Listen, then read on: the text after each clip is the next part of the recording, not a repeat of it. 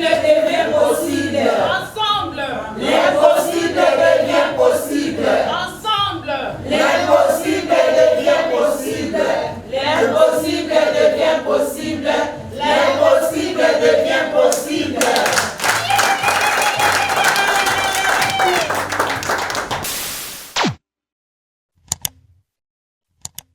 Bien, merci.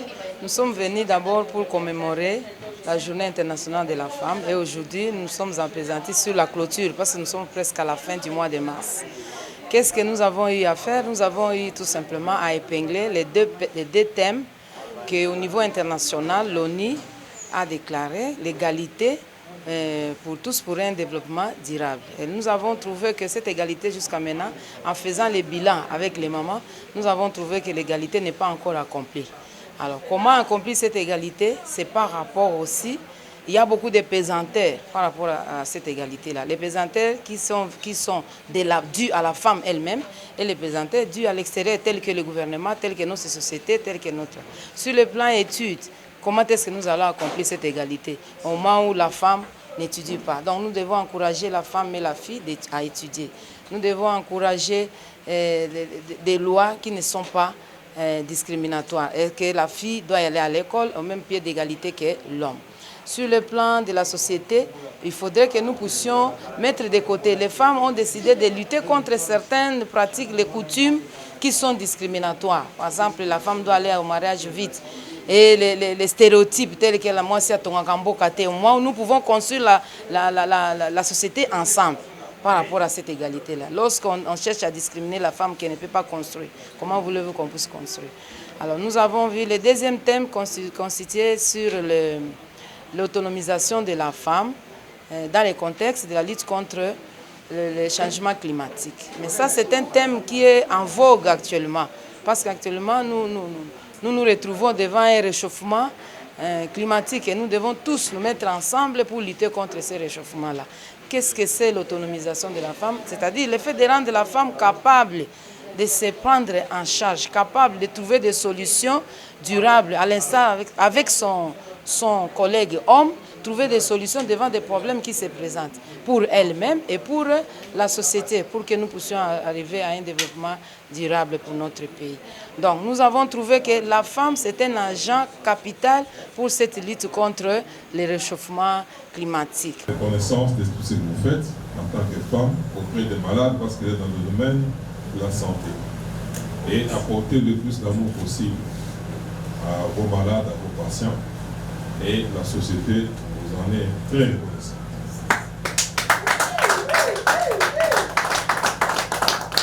Sincères félicitations. Pourquoi nous célébrons cette journée? Et à quand? Quelle a été l'origine de cette journée? La journée ici, le 8 mars, a commencé,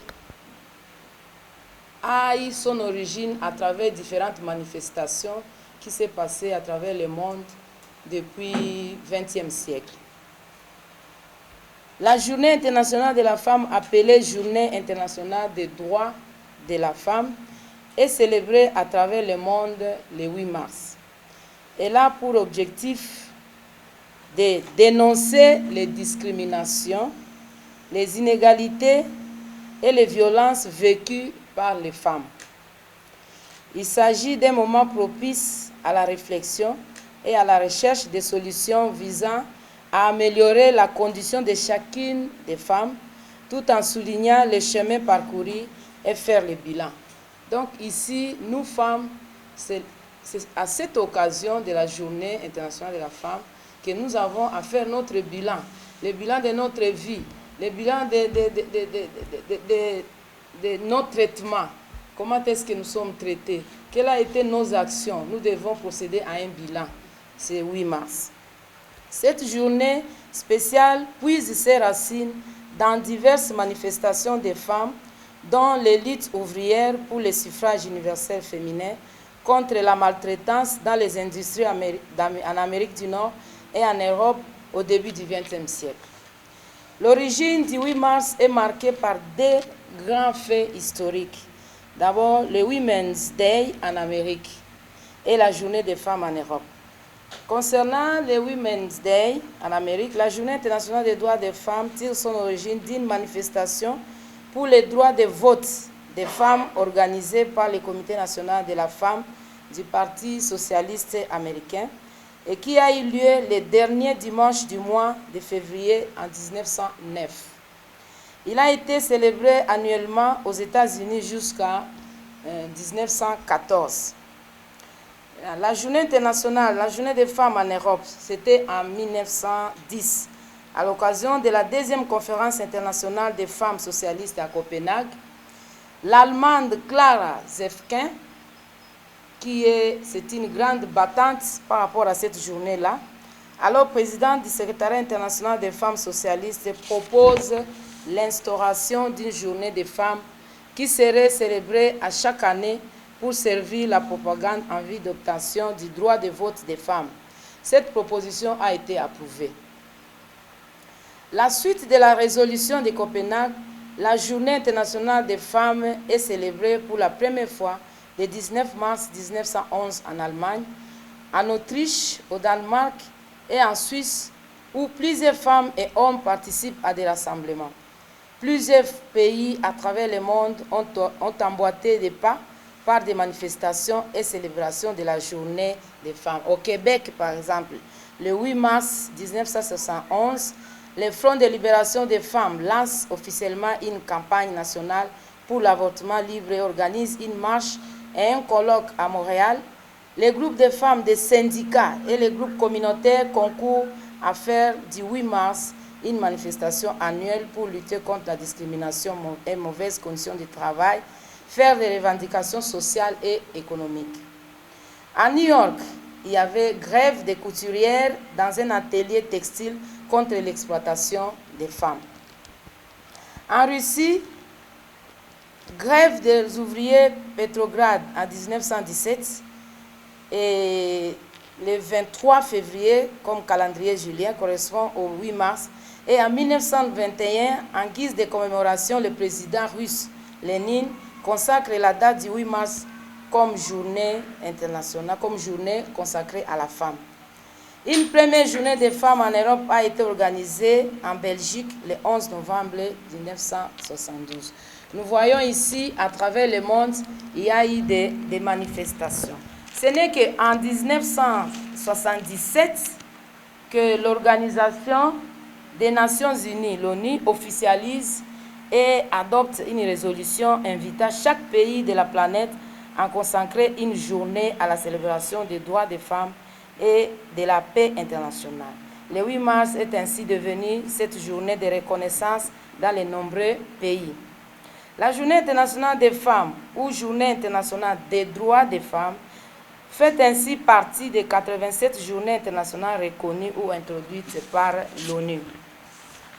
C'est une journée de manifestation à travers le monde, l'occasion de faire un bilan sur la situation des femmes dans la société et de revendiquer plus d'égalité en droit.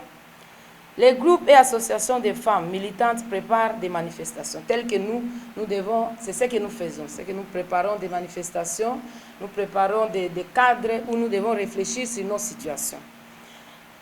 Prépare des manifestations partout dans le monde pour faire aboutir les revendications, améliorer la condition féminine, fêter les victoires et les avancées. Telles que nous allons fêter quoi aujourd'hui? C'est ça la question que nous devons nous poser.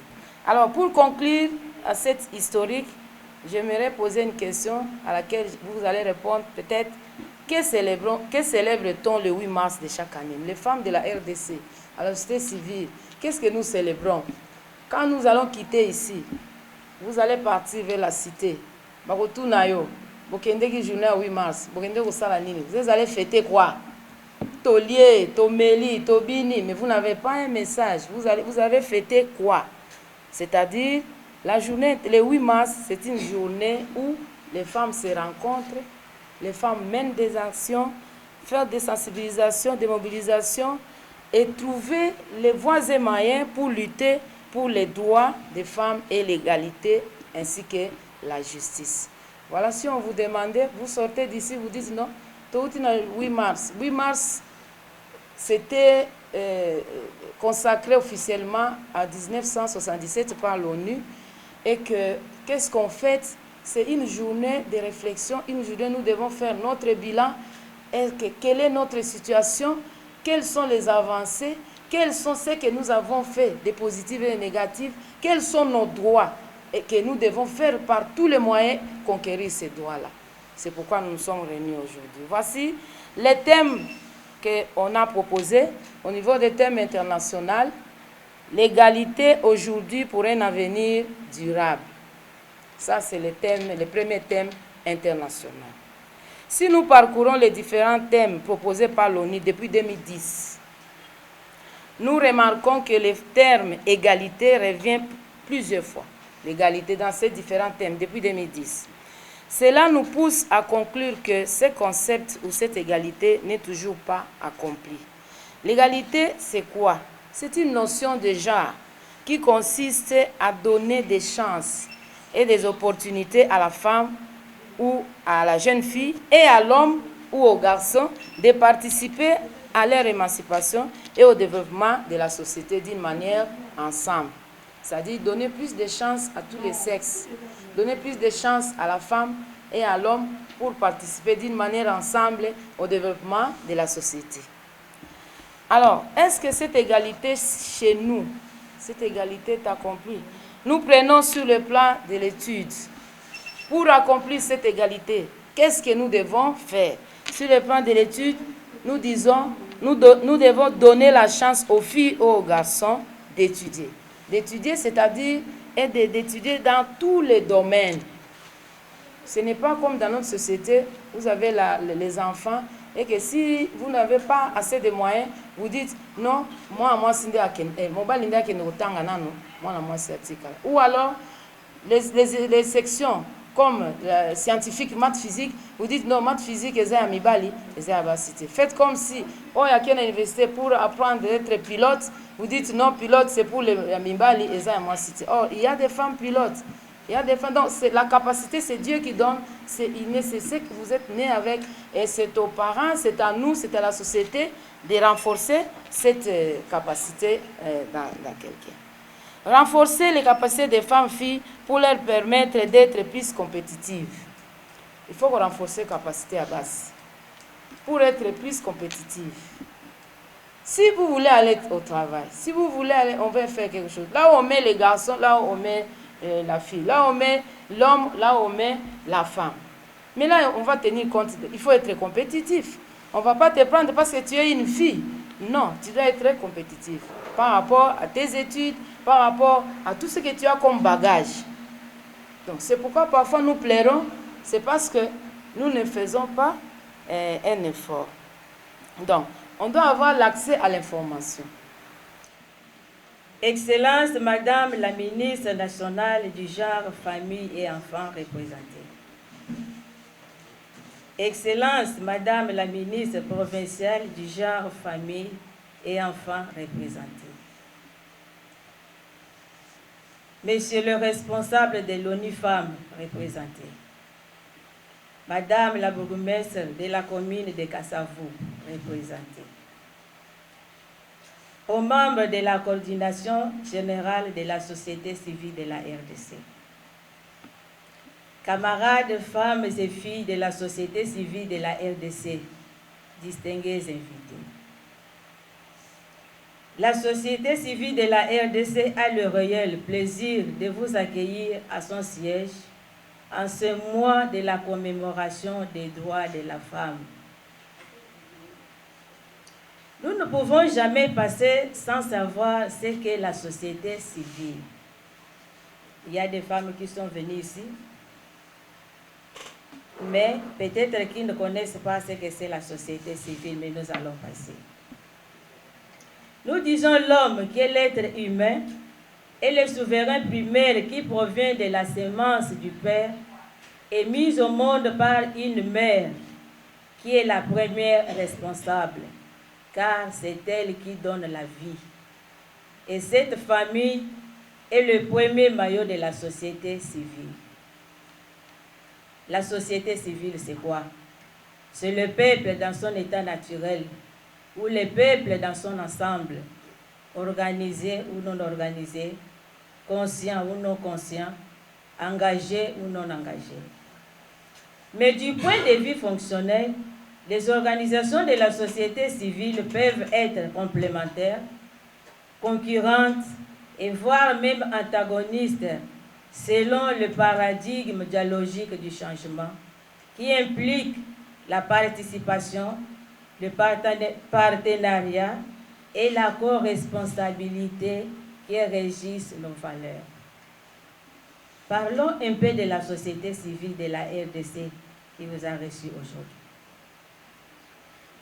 Cette méga structure dénommée Société civile de la RDC a vu le jour le 9 novembre 2012 ici à Kinshasa, capitale de la République démocratique du Congo, et est dirigée par un vaillant défenseur des droits humains, le camarade Christopher Ngoïmou Tamba, que nous allons applaudir.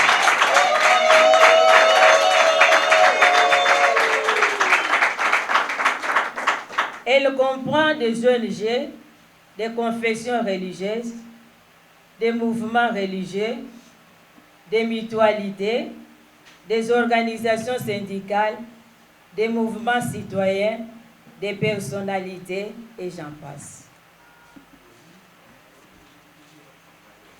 La société civile de la RDC a comme mission d'encadrer la vie humaine qui s'étend de sa conception au passage dans l'au-delà.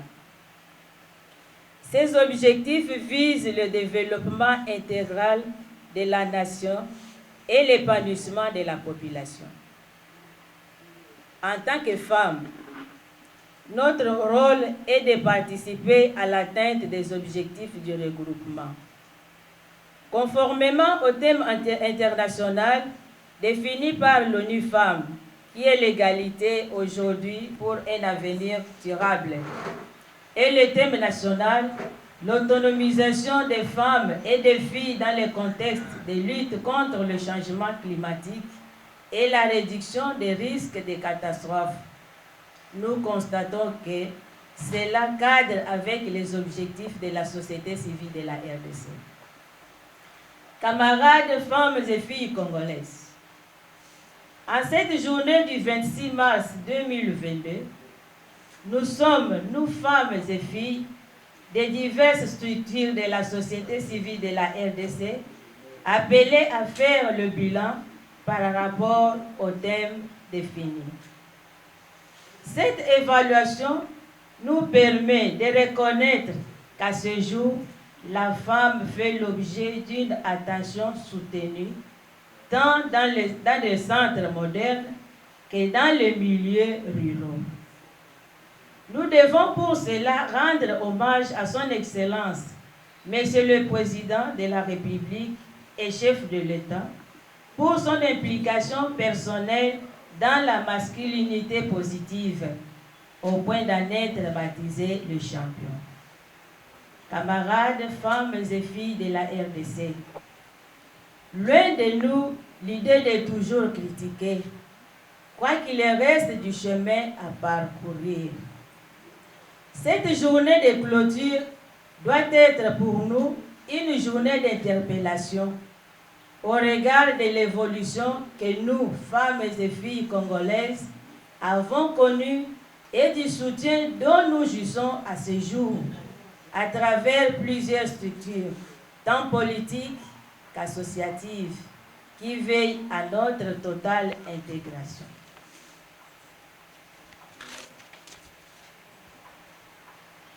Le thème international de la journée de la femme en cette année 2022 étant l'égalité aujourd'hui pour un avenir durable, défini par l'ONU Femmes. Nous devons comprendre que cette égalité tant recherchée se veut de nous engager autant que nos partenaires hommes dans la lutte pour le changement climatique à travers des actions responsables, tant dans la consommation des ressources énergétiques disponibles que dans la gestion des divers déchets et rejets.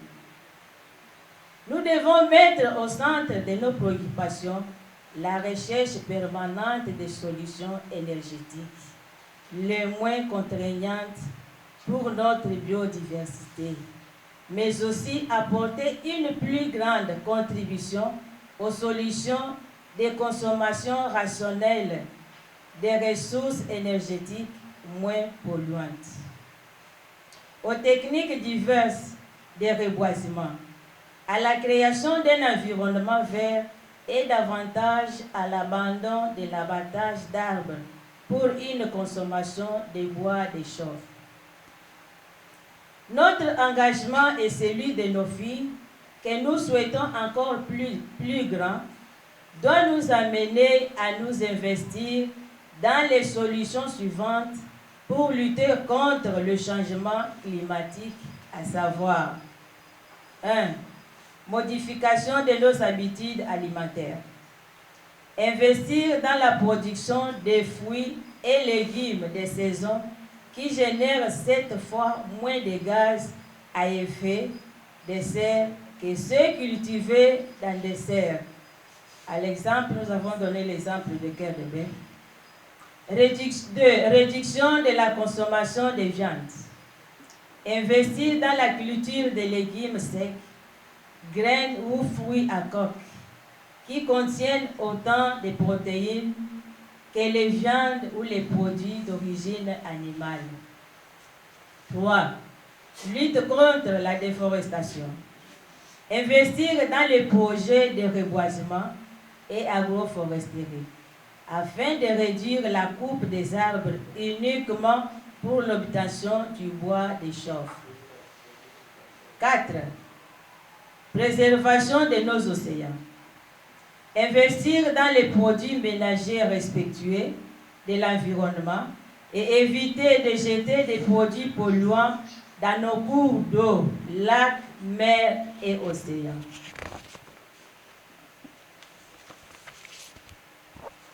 5. Réduction de nos consommations d'énergie polluante. Investir dans le secteur des énergies renouvelables, dites énergies propres. Et il y a de plus en plus de fournisseurs qui encouragent leur développement. Hydroélectricité, solaire, nucléaire, éolienne par exemple. 6.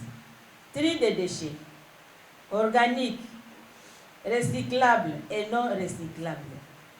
Le meilleur déchet reste celui que l'on ne produit pas.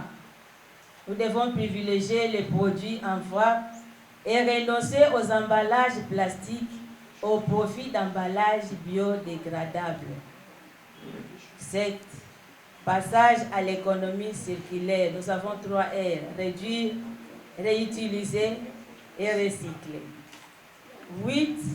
Usage des transports en commun, véhicules électriques et covoiturage. 9. Compensation des émissions de gaz.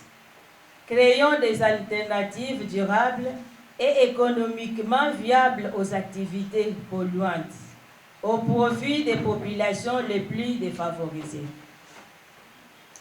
En observant et en nous investissant dans certaines solutions si haut énumérées, nous aurons ainsi créé une classe de femmes et filles autonomes qui lutteront et auront ainsi répondu au thème national de la Journée de la femme qui poursuit l'autonomisation des femmes et des filles dans le contexte de lutte contre le changement climatique et la réduction des risques de catastrophes.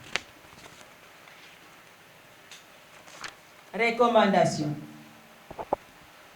Au regard à ce qui procède, les femmes et filles de la société civile réunies en ce jour recommandent ce qui suit. À l'ONU Femmes, qui est le champion mondial du genre, de travailler en partenariat avec la société civile de la RDC pour développer et faire respecter le plus haut standard et pour contribuer à un environnement dans lequel chaque femme et fille de la société civile de la RDC puisse exercer ses droits humains et exploiter son potentiel. 2. fournir aux femmes et filles de la société civile de la RDC un soutien technique, un renforcement des capacités, en les conseillant sur la communication et la visibilité de leurs activités. 2. Au gouvernement de la République démocratique du Congo à travers 1. Les ministères national et provincial en charge du genre, famille et enfants. Dans l'esprit des partenariats, nous leur demandons de nous associer à toutes les activités qu'ils organisent. En effet, nous ne ménagerons aucun effort pour nous impliquer avec dévouement pour la cause de leur mission. 2.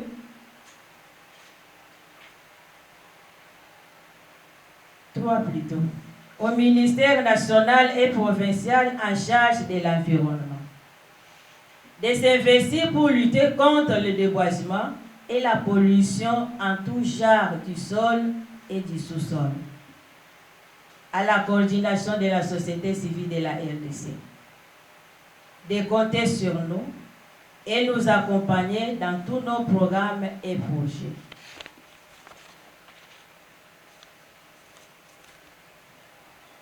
Camarades femmes et filles congolaises, camarades femmes et filles de la société civile de la RDC, croyez en vous, croyez en vos capacités. Ne laissez jamais quelqu'un vous dire que vous n'y arriverez pas. Pour remporter cet extraordinaire pari de la réussite entrepreneuriale ou féminin, formez-vous. Maman a bien parlé de la formation ici. Nous devons nous former.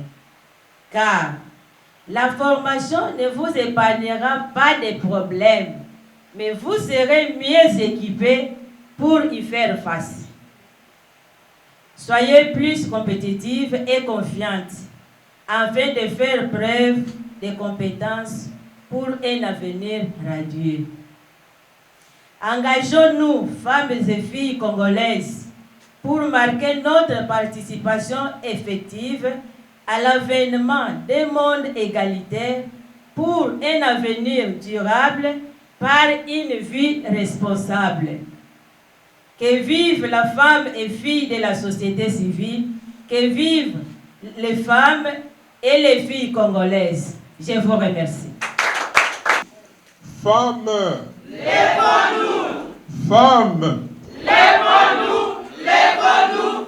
Lèvons-nous!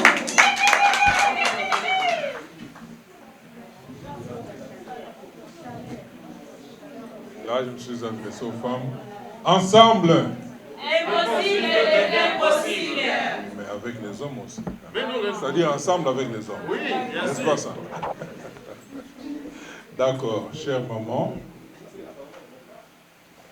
c'est un grand jour. C'est votre jour aujourd'hui. C'est votre mois, le mois de mars. Nous l'avons constaté. Ce mois s'est avéré plein et riche en activités, en exposés, en manifestations. Et ce jour, au siège de la société civile de la RDC, vous, maman de la société civile, vous n'êtes pas resté en reste. Vous avez tenu à marquer une empreinte indélébile, ce mois de la femme, avec un message clair, un engagement, avec des résolutions ou des recommandations qui, une fois appliquées, peuvent transformer notre société. J'en suis persuadé. Et je crois qu'il y a des amis dans cette salle qui ont parlé des discours. Oui, les discours procèdent d'un cheminement de pensée d'abord. Et au-delà des discours, il y a des actions. Les actions, c'est un défi. qui s'impose à nous tous.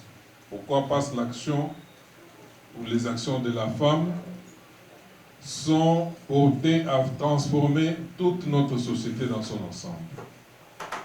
Et je crois qu'appuyer la femme ou accompagner la femme, c'est accompagner notre société à pouvoir se lever.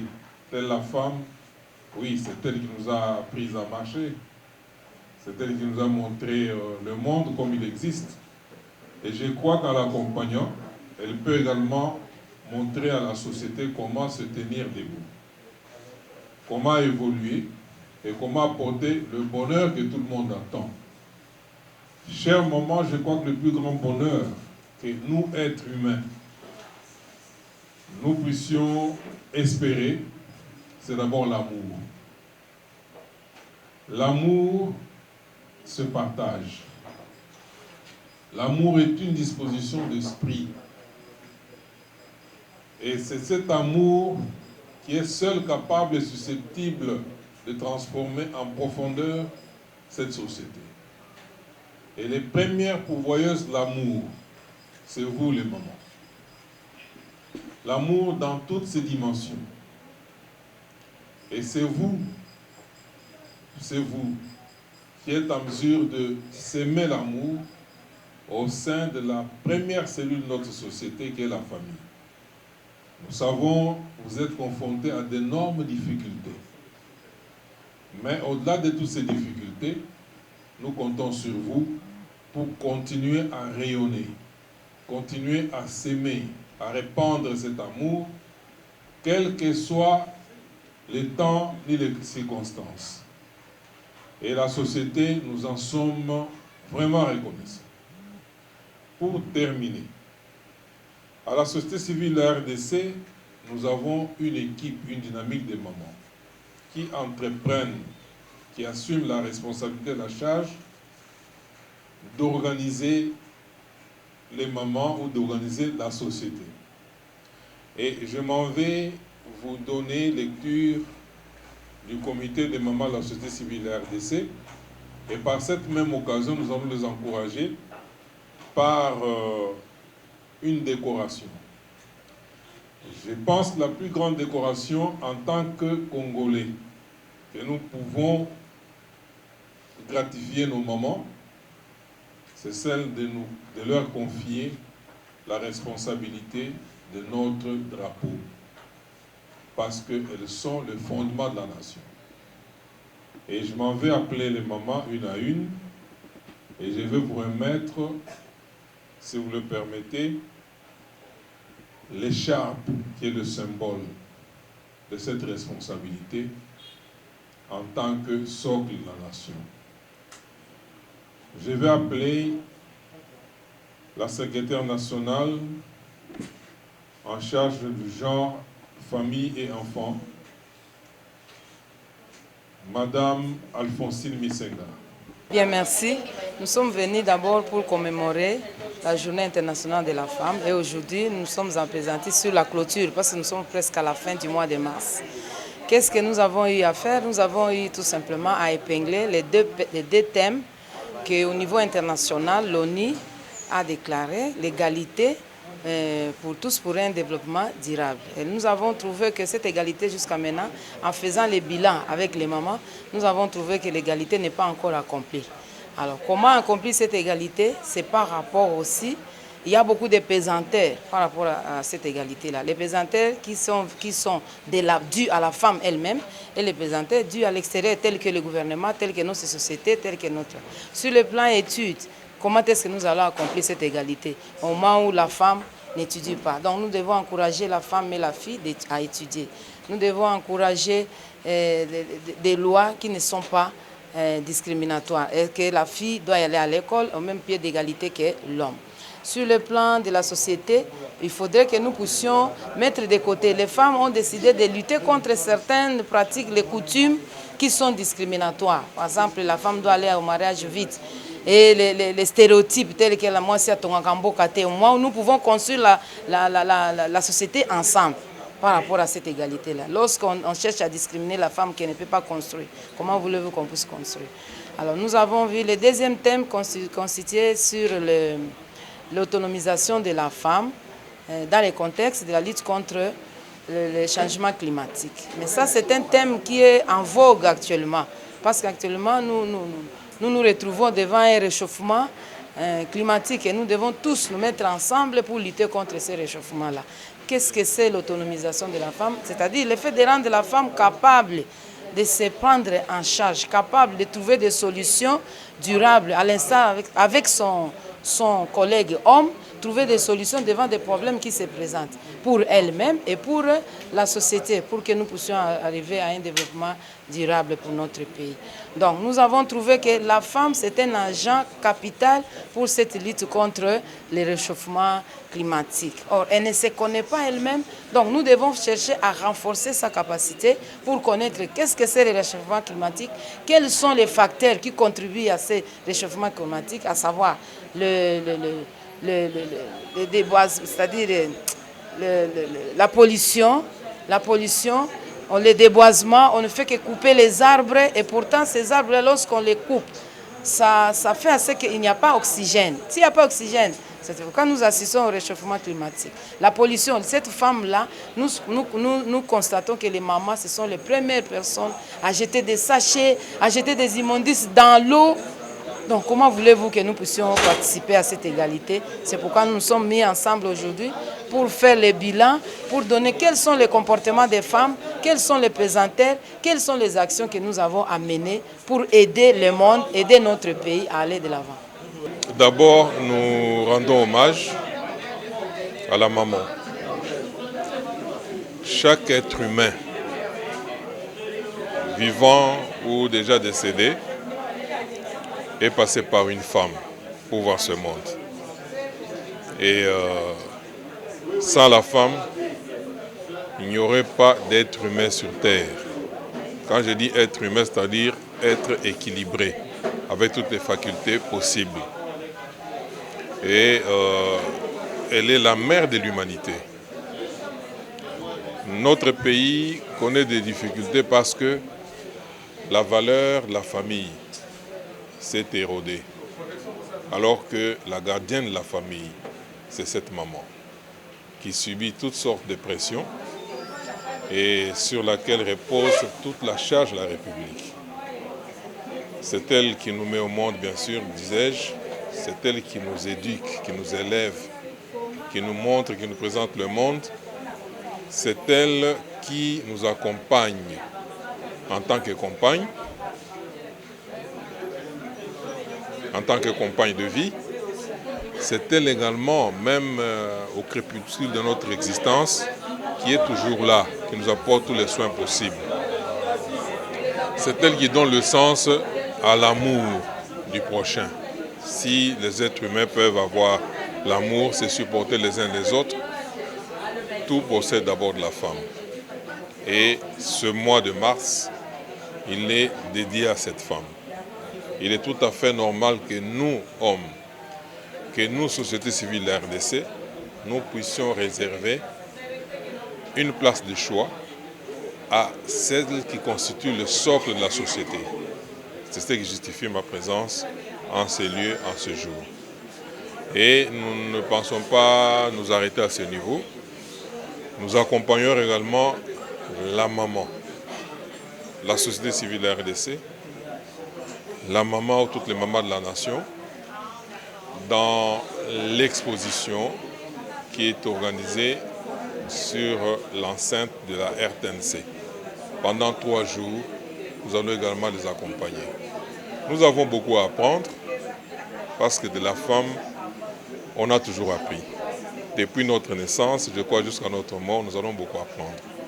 Et il est important que nous soyons à ses côtés, dans tout temps et en toutes circonstances.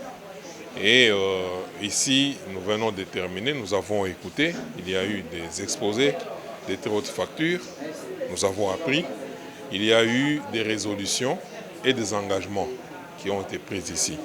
Et je crois que pour ces engagements se traduisent en faits réels, bon, il va être important que nous puissions également nous impliquer. Et cela, je demande à tous les hommes, à toutes les structures, la société civile dans toute sa diversité. Et partout où il y a des acteurs, ils puissent accompagner toutes les initiatives des mamans et la société en sortira vainqueur. Et pour aujourd'hui, il me reste à souhaiter bonne fête au moment de la société civile, au moment de la République démocratique du Congo. Je vous remercie. Africa cool, et abena cool, Africa cool, abena cool, le quoi cool matopi, cool. Et ça chaîne est bien, et puis vous êtes très rapide, et ça très rapide, et ça chaîne moko, bah quoi ça a bien confiance. En tout cas, nazo senga na bato oyo nanu ba souscrire te bazwa. Donc, et ça vraiment net oyo balo bakaki, boka lelo, lamba lelo, lia lelo. Vous voulez le Congo pour que le Congo devienne cool? Pour suivre les cool analyses, alors revenez et abonnez-vous massivement. Massivement. Africa Cool, c'est la destination de prédilection pour une communication optimale. Longo Dianabino Mama. Et au monde de la chaîne OESA impartial, le rôle de Babino, vous méritez le soutien de la population ainsi que des institutions compétentes.